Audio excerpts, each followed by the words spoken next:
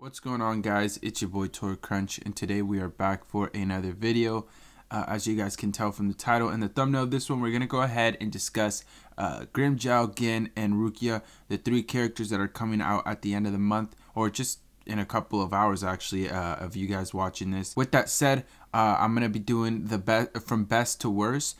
Just if you guys don't know how this works, this is just kind of explaining who I believe is best and who I believe is worst, and just giving you the reasons why they're in that order. And yeah, with that said, let's go ahead and get started.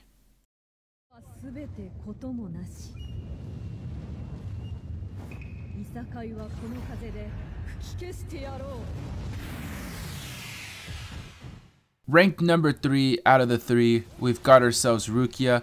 Reason I have Rukia in at this spot is just because there's a few things that are minor letdowns of this character. One of these I didn't notice until later, and main reason I found out about this was because I was reading my comments on the gameplay video, and someone mentioned the fact that her strong attacks are very close to Tag Team Shuhei. And although they're not exactly the same as Tag Team Shuhei's, they are actually very similar. Combine that with the fact that we've already got, like, you know, Dark Rukia, Manga Rukia, Christmas Rukia, and you know, you start to realize that, you know, maybe out of the 3, she's a little less desirable. Don't get me wrong, she's still my favorite female character in all of Bleach, but you know, considering the fact that we haven't had one good Gin or Grimmjow for at least over a year now, it makes me think, you know, I have to kind of just give them the spot over her. With that said, I feel like she's still gonna be top 3 power units in the game of Bleach Bracelets for a very long time. She's got really good stats, she's got amazing skills, her gameplay looks clean, even though, you know, it looks like she could be a copy and paste of some of other characters' strong attacks. I feel like she's still going to be very powerful. And then one other thing to mention, she looks so cool with her whole aesthetic look that she's got going. I don't know if she's supposed to be a bird or something, but yeah, either way, she looks so cool, and again, she's going to be top notch.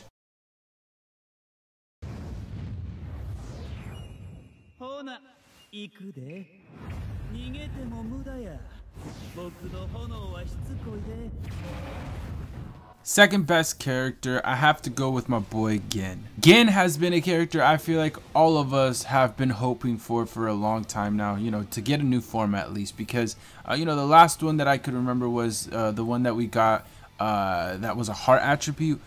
That was over a year old now, and just at this point isn't very strong anymore. I know we got like a frenzy version of him, but of course those are never anything very special. This though, on the other hand, he just looks so cool. His animations just on everything look so clean, and I feel like his normal attack has to be one of the cooler looking normal attacks in all of the game. I'll go ahead and get into like the specifics on why I think he's going to be really good. He's got range on everything. He burns through almost everything except for his second strong attack. He has super high SP. I mean, I believe he's like top 3 top SPs in a speed attribute. He has frenzy as a link, so that right there is going to like be amazing, right? And then he has a 12 recharge time link. So I mean, just combine that with the fact that he also heals from his second strong attack. He's just gonna be a very useful character overall.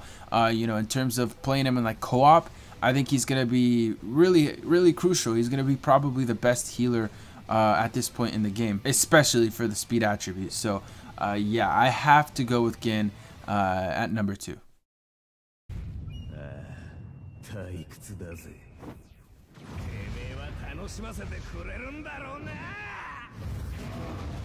So finally we make it to the number 1 character for this banner, and that is Grimmjow. You guys have to keep in mind, right, me placing him at number 1 does not mean by at all, right, that he's gonna be the best character of all time, right? He's literally only barely better than the others, in my opinion, right? This is my opinion, so keep that in mind.